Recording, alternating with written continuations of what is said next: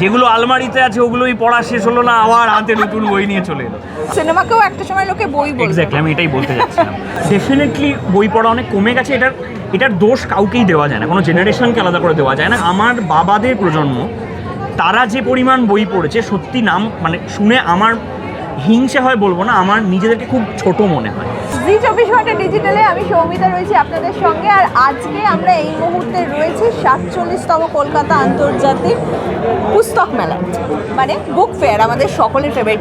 বুক ফেয়ারে আসা হয় তোর? এমনি বুক ফেয়ারে আসা হয় বলতে একটা ট্রেন্ড ছিল হচ্ছে ছোটোবেলায় ওই একদম পাবলিশারের নাম লেখা যে মানে প্যাকেটগুলো, সেগুলো হাতে নিয়ে ড্যাং ড্যাং করতে করতে বাড়ি যেতাম।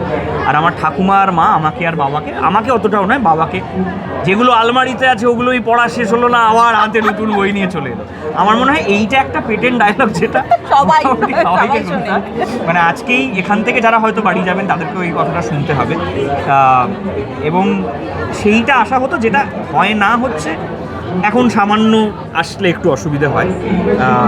তবে যেমন আজকেই হয়েছে, বাইরে প্রচুর ভিড় জমে গেছিল, প্রচণ্ড ভিড়। আর সত্যি কথা বলতে একটা জিনিস যেটা সত্যি আনন্দ দেয়, সেটা হচ্ছে যে বইমেলায় আসতে গিয়ে যে জ্যামটা পেলাম রাস্তায়, সেইটাই বুঝতে পারলাম যে কারেক্ট আছে। মানে এখনও প্রচুর মানুষ, রবিবার ছুটির দিন বইমেলা, সকলকে নিয়ে একদম। আমি তোকে ইন্ট্রোডাকশন দিতেই ভুলে গেছি, আমাদের সঙ্গে আছে মুখোপাধ্যায়, যাকে সবাই চেনে এখন আপাতত। তিলোত্তমা নিয়ে এখানে তো এটা আমার একটা আলাদা করে বলছে, বুক ফেয়ার তো বুক ফেয়ার, বই কেনা হয় আসায়, কিন্তু সেখানে একটা সিনেমার প্রমোশন, এটাকে কিভাবে দেখিস? বইয়ের সঙ্গে সিনেমা, এবং সিনেমাকেও একটা সময় লোকে বই বলতো। এক্স্যাক্টলি, আমি এটাই বলতে যাচ্ছিলাম। দেখো, সিনেমা এতটাই বইয়ের সাথে ওতপ্রোতভাবে শব্দটার সাথে জড়িত হয়ে গেছে যে এখনও, মানে ধরো আমরা যেখানে যখন থিয়েটারে শোজ করতে যাই বিভিন্ন জায়গায়, কলকাতা ছাড়া আমি বলছি, সেখানে কিন্তু এখনও বলে যে নতুন কি বই আসছে, বা এটা কি কোনো বইয়ের ওপর কেন্দ্র করে। এটা ভীষণ রকমভাবে একটা কমন প্রশ্ন।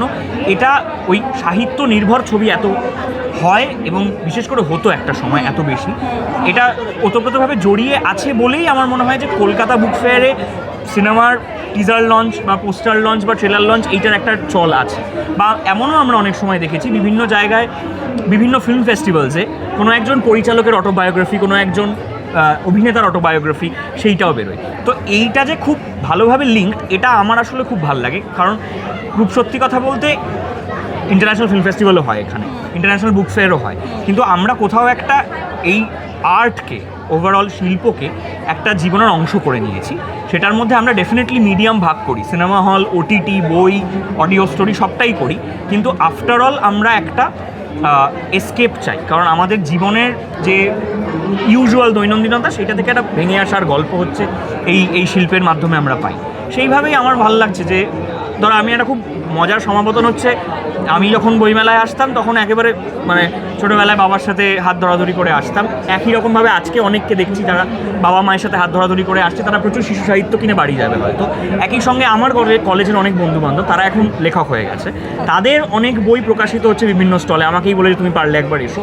তো ডিফারেন্ট জেনারেশনস অফ বইমেলা আমরা যদি বলি, ঠিক একইভাবেই তিলোত্তমা ছবিটিতেও ডিফারেন্ট জেনারেশনস অফ লাইফ, কী করে জীবন প্রতিটা বয়সের সঙ্গে সঙ্গে এক্সপিরিয়েন্স বদলাতে বদলাতে যায়। বই পড়া হয় এখন এই এত দৌড়ঝাঁপের মাঝখানে?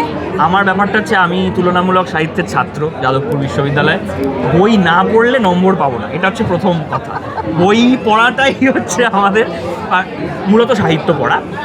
সাহিত্য ছাড়া যে বইগুলো পড়া হয় সেইটার সময়টা একটু কম পাই, যেহেতু পড়াশোনায় আমাদের এত সাহিত্য পড়তে হয়। আমি যেটা চেষ্টা করি, নন ফিকশনটা কম পড়া হয়, ফিকশন বেশি পড়া হয়। আমি আবার যেটা চেষ্টা করি, নন ফিকশনের মধ্যে লেখকদের জার্নালস বা টেস্টিমোনিয়াল পড়তে। যেরকম আমার রাস্কিন বন্ডের বিভিন্ন চিঠির কালেকশন পড়তে খুব ভালো লাগে। চিঠির কালেকশন কিন্তু খুব দারুণ একটা আমার ভালো লাগে, দুর্ধর্ষ জীবন বোধ দেয় কিন্তু। একদমই তাই। সেই নন ফিকশন যদিও একটু কম পড়া হয়, আমি চেষ্টা করি যেহেতু ফিকশন অনেক বেশি পড়া হয়, একটু যাতে নন ফিকশন পড়তে পারি। তাই আমার সিলেবাসের বা নাটকের বা সিনেমার কাজের বাইরে যে বইগুলো পড়া, সেগুলো আমার মূলত নন ফিকশন পড়ি। আচ্ছা, এই যে বই পড়ার কথা বলছিস, তুলনামূলক সাহিত্যের নিয়ে পড়াশোনা, এই জেনারেশনের ওপর কিন্তু আমাদের আগের জেনারেশন বলে যে এই জেনারেশন অত বই পড়ে না, যা কিছু পড়ে পিডিএফ কিছু একটা পড়ে, কিন্তু বেশিরভাগই পড়ে না। এইটা কিভাবে কিভাবে বলবি, দেখো এটা করবি বা জাস্টিফাই করবি কিভাবে? জাস্টিফাই করার কাছে না, কারণ এটা কথাটা সত্যি। ডেফিনেটলি বই পড়া অনেক কমে গেছে। এটার দোষ কাউকেই দেওয়া যায় না, কোনো জেনারেশনকে আলাদা করে দেওয়া যায় না, কারণ অপশানস অনেক বেশি চলে এসেছে। পিডিএফটাও মানে একটা জেনারেশন হাতে পিডিএফ পেয়েছে, পড়তে সুবিধা হচ্ছে তাই পড়ছে। এবার এটা কারো দোষ দেওয়ার নেই, এটা খারাপ লাগে, মনে হয় যে হ্যাঁ কেন বইয়ের এই চলটা কমে গেল, কিন্তু এক একটা জিনিসের সাথে মানিয়ে নিতে হয়। তবে আমার এক্সপিরিয়েন্স আমি বলতে পারি, অ্যাটলিস্ট আমি যে পরিসরে মিশি বা আমার যাদবপুরের যারা বন্ধুবান্ধব, আমার অন্যান্য কলেজের যারা বন্ধুবান্ধব, তারা প্রচুর বই পড়ে এবং এক এক সময় এমন সব বইয়ের নাম বলে আমি একটু ঘাবড়ে যাই। মানে তখন আমার মনে হয় না আমি প্রচুর কম বই পড়ি, আমার কিছুই পড়া হয়।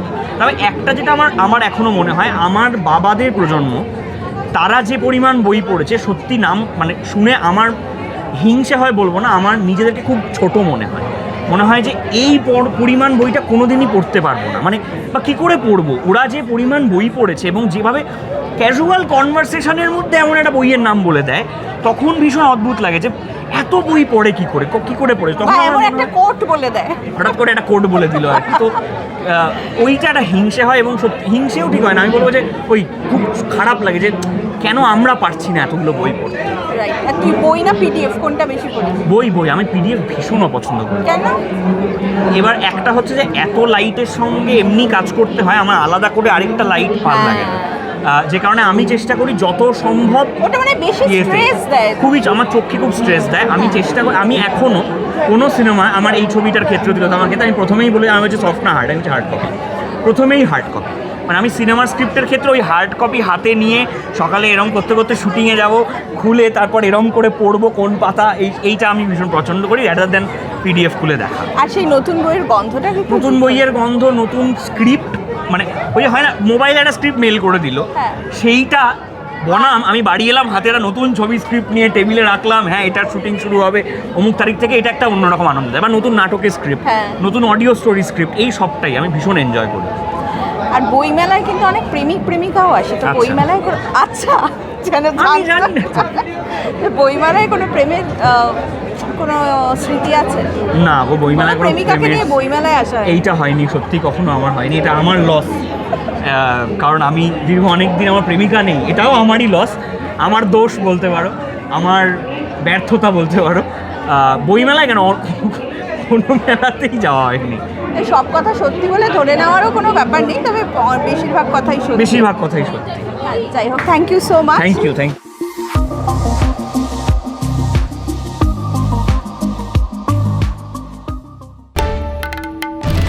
বাংলার আওয়াজ, বাঙালির আবেগ, জি 24 ঘন্টা।